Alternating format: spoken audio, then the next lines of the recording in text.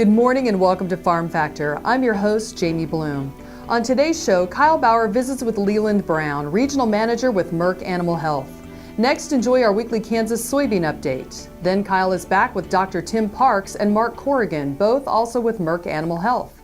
We'll end with this week's Plain Talk with Kyle Bauer and Duane Toews. Stay with us.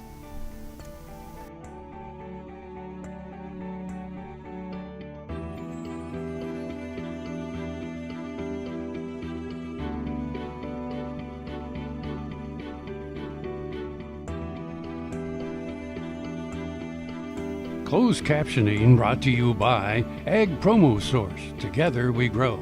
Learn more at agpromosource.com. This segment brought to you by Kansas Grain Sorghum. Growers working together. Find out more at kansasgrainsorghum.org. Welcome to Farm Factor. First up today, Kyle Bauer and Leland Brown discuss two procedures that always pay for themselves for cattlemen.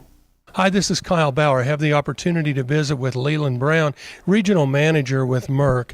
I wanted to pick his brain a bit on with lower cattle prices. We have specifically parasite control and implants of estrogen. Does it still pay? Yeah, so, that's the two things that do pay for everything you're looking at doing. When you look at an animal and the prices today, it used to be a $20 return for an implant, and all we're really doing is, in most cases, stimulating the growth of that animal. So you figure 23 pounds on average with good hay or grass, you're getting, in today's market, $40 return on that investment. That basically would pay for everything else. Our biggest competitor really is just people non-implanting. Mm-hmm. So you get out there and you get busy and not doing it, and you can't really see those gains, but when you weigh them up on a scale, our superior livestock data would show that on average 23 pounds will stay on that carcass and stay with that animal as they go through the cycle. So you're not just robbing from the next guy, if you will. You're literally helping that animal grow faster, and he'll continue to grow faster. Absolutely. Yep. Yeah. And along with that, a deworming process, a combination type deworming, that's another thing that would pay. When you put that out, whether you do a non-handling form of it or do it at chute side, that's something that will repay as well. Truly implanting has gotten I'll say a bad rap, but more correct would be it has an incorrect rap, if you will, of hormones added to the beef. That's not true at all. Can you explain that? Yeah, I think in most times when you say an implant, you think of bodybuilding or steroids. We're really just putting some of the estrogen and the growth components that are naturally there into a form that they can use and the body will take it on. Well, and truly, the meat after an animal is implanted only slightly increased in the amount of estrogen, but a minute amount compared to the salad you're going to eat with that same meal. That's right. Or a bowl of peas. You get more estrogen in a bowl of peas than you would eating an entire piece of beef. And certainly, again, we're not talking about anything bad about peas. Just the point is the point talking about implanting with estrogen is really a non-issue. That's correct. When we talk about parasite control, internal parasite control, explain that a bit to the non-farm listeners. Yep. So parasite control would just be making sure they're dewormed so that they can take that energy and not expel it. Make sure that it's transversing or going into the body. We're visiting with Leland Brown. Leland is Regional Manager for Merck Pharmaceuticals. This is Kyle Bauer reporting. Back to you, Jamie. Thanks, Kyle. Folks, come back after these messages for this week's Kansas Soybean Update. Watch Ag AM in Kansas online at agaminkansas.com. KFRM is one of the largest farm radio stations in the nation, dedicated to informing and entertaining rural listeners from northern Oklahoma to southwestern Nebraska. You can catch KFRM in many ways. Of course, 550 on the AM dial, streaming at kfrm.com, or on your smartphone by going to the TuneIn Radio app, or on Ag AM in Kansas on Tuesdays and Facebook every day of the week. KFRM, tune us in. You'll be glad you did. Buying a car shouldn't be this hard. And at Brown Chevrolet Buick in Wamego, it isn't. It's actually awesome. Whether you want a new or used car or truck, Toby's team can make the deal. Even if you want to custom order a new car or truck, Toby's team can make the deal. See Toby's team at Brown Chevrolet Buick in Wamego. We're awesome. Soil is the life of a farm, and for 25 years, SureCrop Liquid Crop Nutrition has helped growers produce abundant quality crops while preserving and improving the soils they steward. SureCrop offers complete soil and plant analysis with cropping recommendations, delivery direct to your on-farm storage, and quality crop nutrition custom blended for your field. Choose SureCrop for the assurance of excellence for your soil. Call today or visit their website for more information. This segment is brought to you by the Kansas Soybean Commission, the Soybean Checkoff, progress powered by Kansas farmers. Welcome back to Farm Factor and the Kansas Soybean Update. This is the Kansas Soybean Update. It's brought to you by the Kansas Soybean Commission. The Soybean Checkoff, progress powered by Kansas farmers. Charles Atkinson is a Great Bend farmer. He is also the Kansas representative on the American Soybean Association Board of Directors. And Charles, coming up, and it's not too far away, the 2017 Commodity Classic. The theme that they have this year's Farmer Up in San Antonio. So I want to invite everyone to come down to the Commodity Classic. It's a premier convention and trade show that is held each year that's put on by the American Soybean Association, National Corn Growers Association, National Association of Wheat Growers, National Sorghum Producers, and last year we added the Association of Equipment Manufacturers, which really made it one of the largest events in the country. And San Antonio is a place we've been before, but if you haven't been there, for us Midwest people, it's a really quick jog down there, and it has a lot of educational opportunities, and of course, like what we all like to do, walk around and kick the tires and bang on the iron a little bit, but get to talk to some representatives. But more importantly, from the Classic that I've taken away from it from the years I've been down there is the opportunity to network with our people from the media, our people from other parts of the country, and you really kind of find out that some of the problems we have are not that bad of a problems compared to some of the other producers in states. And of course, they think the same way about us when we're talking about land prices and rental and things like that. But it's a great opportunity to network with producers. And one of the things to take a look at, too, is that they have an early bird deadline that we want to make sure if people can get in before that deadline, that be well worth their time, too. It really would. I think that early bird cutoff is January 12th, and a good opportunity to right after the holidays to get that early bird opportunity to get registered, get your hotels down there, and have the opportunity to attend some of the educational events that they have and seminars.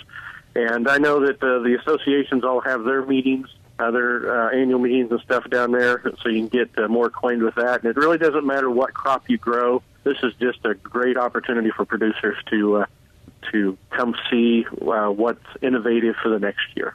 All right, sounds good. Hey, Charles, I appreciate the time, and thank you very much. You bet. Thank you. By the way, you can go to commodityclassic.com for more information as well. That's Charles Atkinson, a Great Bend farmer, and serves as the Kansas representative on the board of directors of the American Soybean Association. He's been our guest on the Kansas Soybean Update. It's brought to you by the Kansas Soybean Commission. The Soybean Checkoff, progress powered by Kansas farmers. Learn more at kansassoybeans.org. For Kansas Soybeans, I'm Greg Akagi. Hope you enjoyed this week's Kansas Soybean Update. Stay with us after the break for more Farm Factor as Kyle and Dr. Tim Parks discuss parasites and deworming for cattle.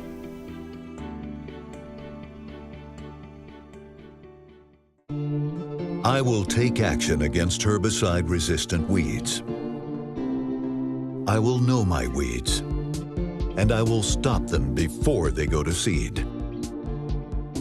I will do whatever it takes to give my crops the upper hand, and I will use multiple herbicide sites of action because every action counts. I will take action, this time for all time.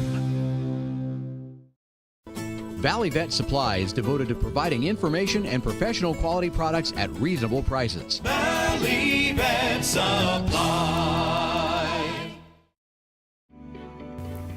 This segment brought to you by Sure Crop, liquid crop nutrition delivered right to your farm.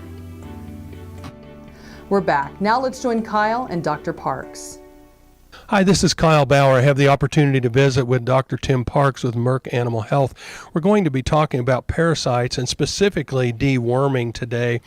The deworming processes, of course, all of my life, I don't really know when we learned that we had products that worked on that, but certainly there's some new thought processes on that, or at least some new things to consider.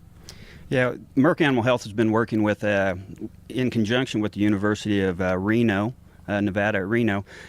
Over about the last 8 years, we've been formulating a fecal egg count reduction test database. What it's doing is it's showing us trends, and it's showing us, giving us an idea of what worms are out there. I graduated about 22 years ago, and Ostratagia was our number one worm at that time. Number one worm we worried about. We've seen a change in that trend, and that trend's moved over to where Couperia is the number one worm that we're starting to see. Is it selection with products that we're using? Those types of things.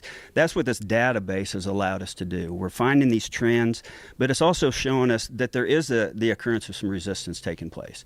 We're starting to have some resistant worms show up, and then the question becomes, what do we need to do? We don't want to get to the goat stage. We don't want to get to the equine stage where we're starting to see these products, and we're needing to have a strong rotation.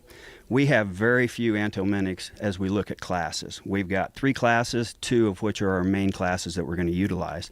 One being the macrocyclic lactones like Ivamex, Dectomax, Cydexin, those types of products, and then the others being our benzimidazole products, fenbendazole, albendazole, those types of products.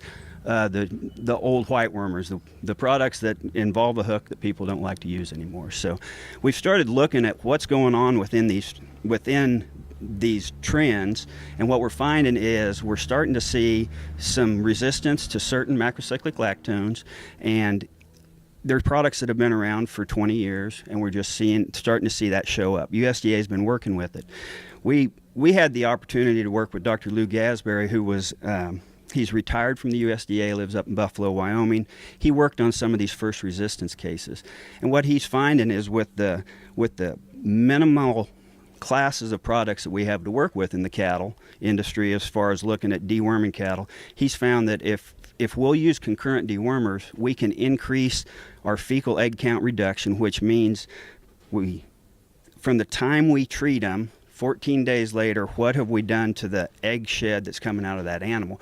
What we're looking at is we like to see at least 90%. Most of the products should see 95%. That's not necessarily what we're seeing by any means. We're seeing anywhere from about 50% up to in the ballpark of 98, 99%, depending on the products and depending on what we're doing.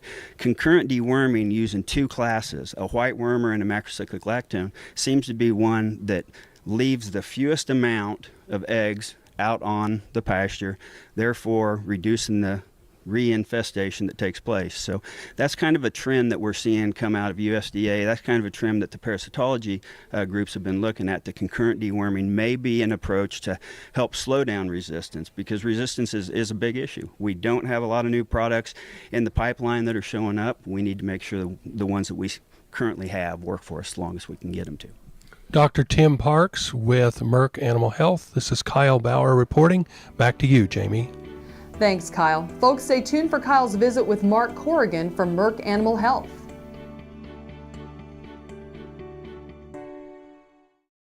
Next time you see a beautiful field of corn, reach out and thank the farmers who work tirelessly to raise corn for livestock feed, renewable fuels, and exports to feed a growing world population. The farmers on the Kansas Corn Commission work for Kansas Corn with grower-funded checkoff dollars that support foreign and domestic market development, research, promotion, and education to expand opportunities for Kansas farmers. To learn more, visit kscorn.com. Grain sorghum is one of the most important cereal crops worldwide, and Kansas leads the nation in its production. Over the years, sorghum has been either exported, used in animal feed domestically, or for other industrial uses. Recently, its use in the ethanol market has seen tremendous growth, with 30% of domestic sorghum typically going to ethanol production. Kansas Grain Sorghum is committed to sorghum research, market development, and education. Learn more at ksgrainsorghum.org. This segment brought to you by Kansas Farm Bureau, the voice of agriculture. To join today or more information, go to kfb.org or find us on Facebook and Twitter. Welcome back to Farm Factor as Kyle and Mark Corrigan discuss key components for good management practices and profitability in the beef industry. Hi, this is Kyle Bauer. I have the opportunity to visit with Mark Corrigan with Merck Animal Health. Mark, what are some of the key components for good management practices and profitability in the beef industry? Well, that's a good question. I think as we talk about different segments of the industry, the ones that I deal with mostly are feed yards and stockers. And as we talk about what brings profitability to those operations, two of the main practices are going to be implanting cattle. Certainly that's one of the largest returns on investments that we can get in terms of pharmaceutical products we can use.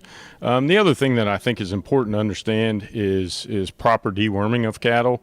Once we build a foundation of a health program and a nutrition program, we want to make sure that those cattle are able to respond to that program.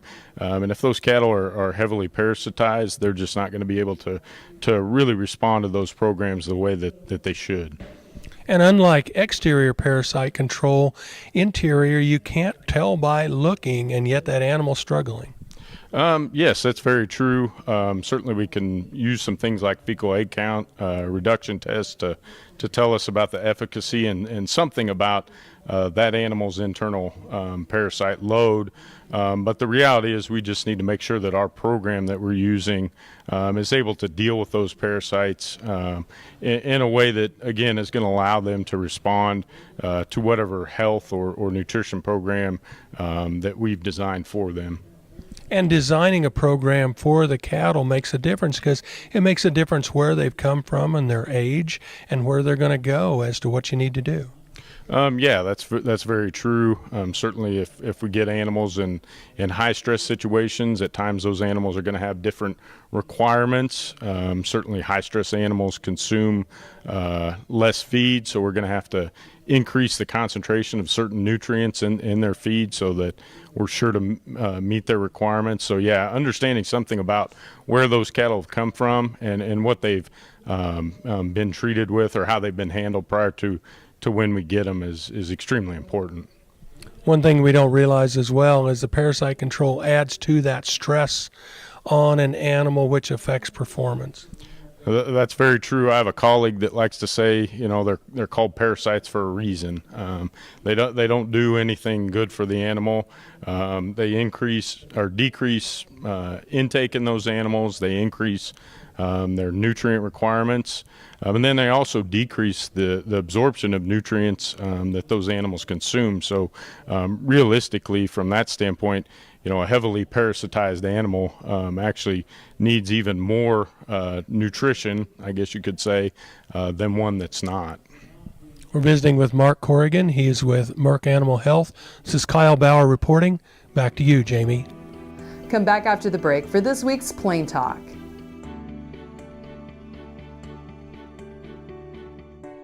Kansas Farm Bureau, the voice of agriculture, represents grassroots agriculture. The state's largest and most powerful farm organization stands up for its members through leadership development, agriculture education, legal defense, environmental advocacy, farm safety, and risk management. Members also enjoy money-saving benefits. To join our organization today or to learn more, go to www.kfb.org or find us on Facebook and Twitter. Earlier in my life, I rode bucking horses and rodeos, and my shoulders took such a beating, and that was probably the reason for having several previous surgeries on both shoulders. About a year ago, I decided that I didn't want to have another surgery, and so I contacted Kansas Regenerative Medicine, took their treatment process. It was relatively pain-free. Now, after 8 months, my shoulders have healed to the point where I think I'm probably 90 to 95% of normal. It takes a couple of months to start to see results and feel real progress. That continued to increase gradually until now at approximately 8 months, and I'm extremely pleased. I've got full range of motion. I can lift weights, I can throw, I can do a lot of things that I couldn't do without a lot of pain previously.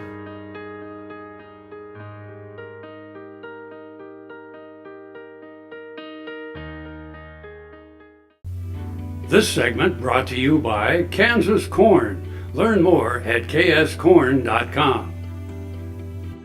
Welcome back. Now let's see what Kyle and Duane are up to today on Plain Talk. Hi, this is Kyle Bauer with Plain Talk with Duane Purple Shirt Toews. Kyle Bauer, your Fact or Fiction, along with everyone else's Fact or Fiction question of the day. Death Valley, California, hottest place on Earth. Fact or fiction? Well, it's certainly the hottest place in the United States. On Earth, Earth's a big place. Big place. I don't think you could have made that up. I'll go with true. It's false. Really? Everybody believes Death Valley, California is the hottest place on Earth. I knew you couldn't have written that on your own. Occasionally it is, but the hottest recorded temperature from the Azizia, Easy for you it's to easy say. for me to say, in Libya.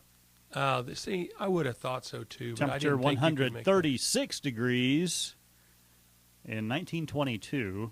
Well, yeah. Death Valley got well, that's when we had global warming. Global warming back in 1922. Right. Yeah. Death Valley got up to 134 degrees Fahrenheit. July 10, so at least in summer. 1913. Back in the global warming when we were time. having global warming. Maybe we didn't have as good a thermometers then. 1913. Which country invests the most in the United States? We do. I thought I'd catch you on that. Yeah. What other countries invest the most in the United States? Now, I'm not talking about buying our government bonds. I'm talking about... So you're going to say buying our government. Buying our government. Yeah. It's buying assets. Assets in the U.S. Right. Well, we heard about what we heard about Japan was buying everything over here. That was in the 70s. Yeah, and then they sold it all back on. Yeah, they had to. They were broke. Yeah. When I was a kid, kind of like now, we talk about China buying this and China buying that, and everybody's up in arms. And the big saying in the 70s was Japan, we won the war, and they came over here and bought us. And bought us out. And just think about 70s. That would have been 30 years after we bombed them into oblivion. And they came back recovered. pretty quick. Yeah, exactly. Well, that happens when the country that wins goes ahead and repairs. Well, and the world learned a in. lot after World War I, because that was what, after World War I, we went in and charged Germany for its damage and taxed them a great deal to pay all the other countries back for all their damage. Makes sense. Well, it made the environment very rich for a dictator like Mr. Hitler to come into play. Yeah, so didn't work out so we well. decided that, let's so not do that investing again. in the United States, I'm going to go with China, big boy on the block. They buy everything else.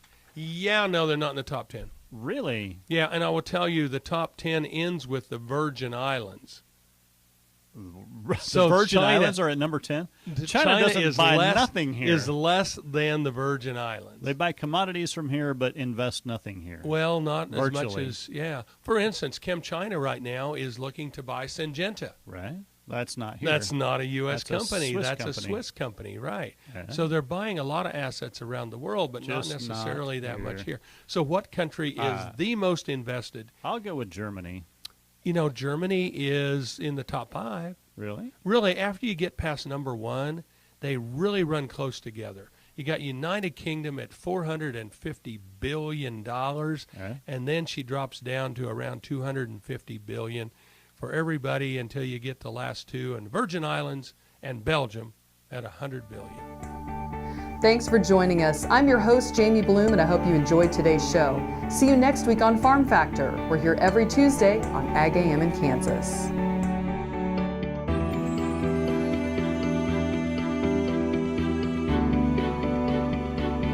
Closed captioning brought to you by Ag Promo Source. Together we grow. Learn more at agpromosource.com.